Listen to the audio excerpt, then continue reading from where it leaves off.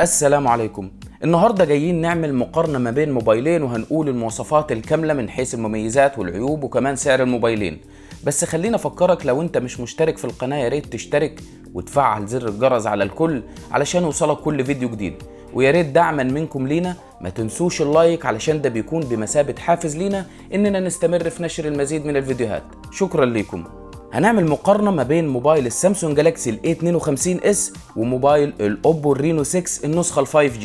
في البداية خلينا اقولك ان الاختلاف ما بين الموبايلين هيكون في ميزة لبعض المستخدمين وعيوب لبعض المستخدمين، علشان كده تابع الفيديو للنهاية لان كل حاجة هنتكلم عنها للموبايلين وانت اللي هتحدد على حسب استخدامك.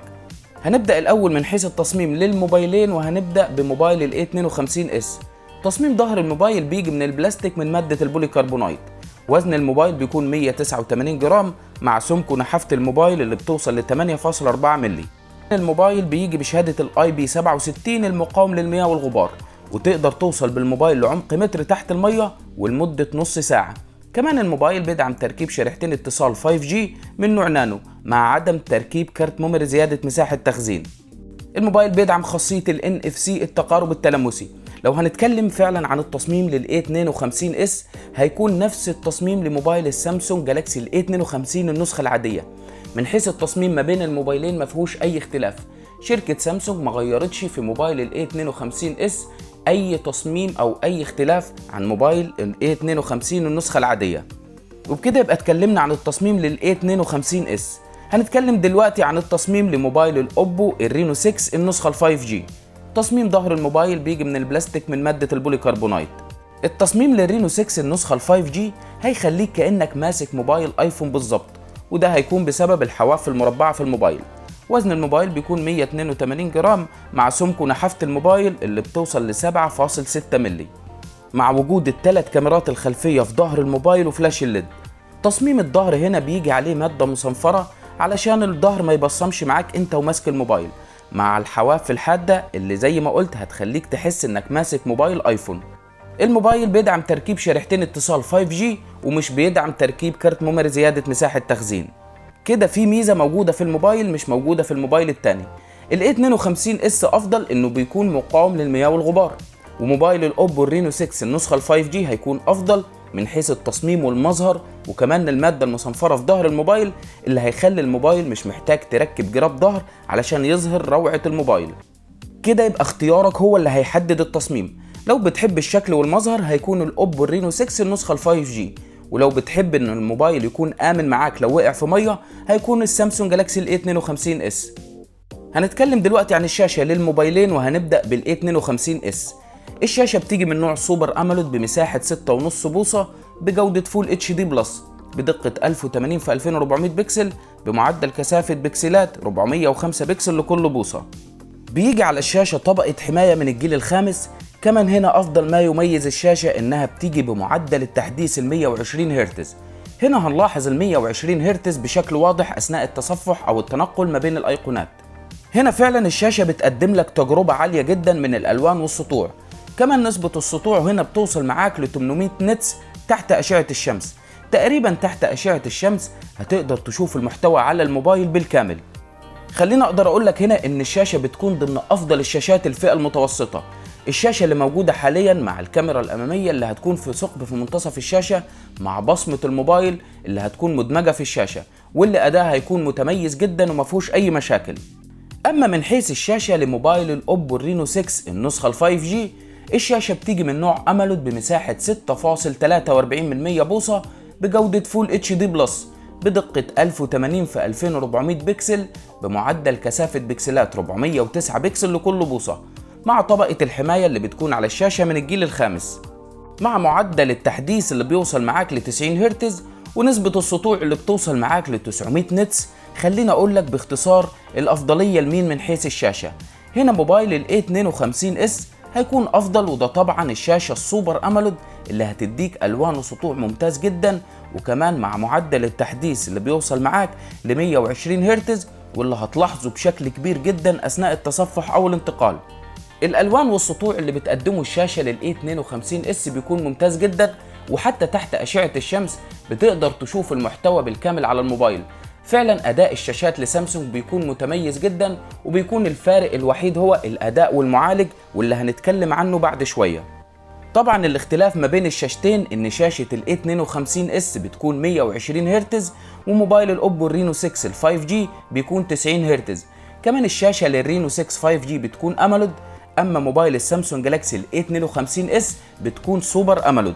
وطبعا السوبر امولود بتدي الوان وسطوع ممتاز جدا مع معدل التحديث زي ما قلت لك اللي بيوصل معاك ل 120 هرتز. وبكده يبقى اتكلمنا عن الشاشتين لموبايل الرينو 6 5G وموبايل السامسونج جالاكسي ال A52s. هنتكلم دلوقتي عن افضل حاجه وهي المعالج والاداء للموبايلين، وهنبدا بموبايل ال A52s. الموبايل هنا بيجي بمعالج من شركه كوالكوم سناب دراجون 778 5G مع دقه التصنيع اللي بتوصل ل 6 نانومتر. فعلا هنا اداء المعالج سناب دراجون بيكون ممتاز جدا اثناء استخدامك للالعاب، وكمان دقة التصنيع اللي بتوصل ل 6 نانومتر اللي هتكون موفرة معاك في الطاقة بشكل كبير جدا. بتقدر توصل للعبة ببجي ل 60 فريم في موبايل ال A52s. فعلا اداء المعالج هنا بيكون متميز جدا، وفترة استخدامك للألعاب الموبايل مش هتحس انه بيسخن معاك بسرعة، وده طبعا بدقة التصنيع اللي بتوصل معاك ل 6 نانومتر واللي بيكون موفر في الطاقة بشكل كبير جدا. اما من حيث الاداء والمعالج لموبايل الاوبو الرينو 6 النسخة ال 5G، فالموبايل بيجي بمعالج من شركة ميديا تك دايمنستي 900 5G بدقة تصنيع بتوصل معاك ل 6 نانومتر. خليني اقول لك ان الموبايل الرينو 6 النسخة ال 5G اداء المعالج بالنسبة لي بيكون افضل من سناب دراجون 778، وده طبعا ان دايما شركة ميديا تك اداء المعالج بيكون معمر على فترة اطول. ولكن هنا ما نقدرش نقلل من قيمة موبايل السامسونج جالاكسي ال A52s من حيث المعالج. فعلا اداء سناب دراجون بيكون ممتاز جدا وملوش اي منافس، ولكن لفترات قليله. على سبيل المثال زي موبايل كان موجود الرينو 4 كان سناب دراجون 720G. فعلا المعالج ده قدم اداء متميز جدا، ولكن بعد الاستخدام لمده سنه المعالج بدا نفسه ما يديش الاداء والكفاءه العاليه في الموبايل. اما من حيث الكاميرات هنا موبايل السامسونج جالاكسي ال A52s بيجي باربع كاميرات خلفيه، والاساسيه بتكون بدقه 64 ميجا بكسل مع دعم المثبت البصري ال OIS، واللي هتلاحظه بشكل واضح جدا اثناء التصوير او اثناء الاستخدام. كمان الموبايل بيدعم تصوير الفيديوهات بدقه ال 4K 2160 بكسل. كمان الكاميرا الاماميه هنا لموبايل السامسونج جالاكسي ال A52 بتكون بدقه 32 ميجا بكسل. طبعا اداء الكاميرات بيكون متميز جدا هنا لموبايل السامسونج جالاكسي ال A52s، وده بفضل المثبت البصري ال OIS، كمان مع الوان وسطوع الشاشه السوبر امولود اللي هتعرض لك الصور بشكل واضح جدا على الموبايل. اما من حيث التصوير وجوده الكاميرات لموبايل الاوبو الرينو 6 النسخه ال 5G، فالموبايل بيجي بثلاث كاميرات خلفيه، والاساسيه بتكون بدقه 64 ميجا بكسل ولكن مش بتدعم المثبت البصري ال OIS. كمان الكاميرا الأمامية هنا بتكون بدقة 32 ميجا بكسل. فعلا أداء الكاميرات الخلفية لموبايل الأوبو الرينو 6 بتكون متميزة، ولكن هنا اللي يتفوق فيها موبايل ال A52s مع دعم المثبت البصري ال OIS. بطارية الرينو 6 5G بتكون 4300 أمبير مع دعم الشحن بقوة 65 واط. أما الموبايل السامسونج ال A52s بيكون بطارية 4500 أمبير مع دعم الشحن بقوة 25 واط، ولكن الشاحن المرفق 15 واط. اما من حيث سعر الموبايلين فموبايل الاوبو الرينو 6 النسخه ال 5G بيكون في فئه ال 8900 جنيه. اما موبايل السامسونج جالاكسي ال A52s النسخه 8 جيجا رام مع مساحه 128 بتكون في فئه ال 7700 جنيه. اما النسخه 8 جيجا رام مع مساحه 256 بيكون في فئه ال 8500 جنيه. وبكده يبقى وصلنا لنهايه الفيديو. يا ريت لو عجبك الفيديو ما تنساش تشترك في القناه وتفعل زر الجرس على الكل علشان يوصلك كل فيديو جديد، وما تنساش تدعمنا بلايك لان ده بيفرق معانا كتير جدا. شكرا لكم.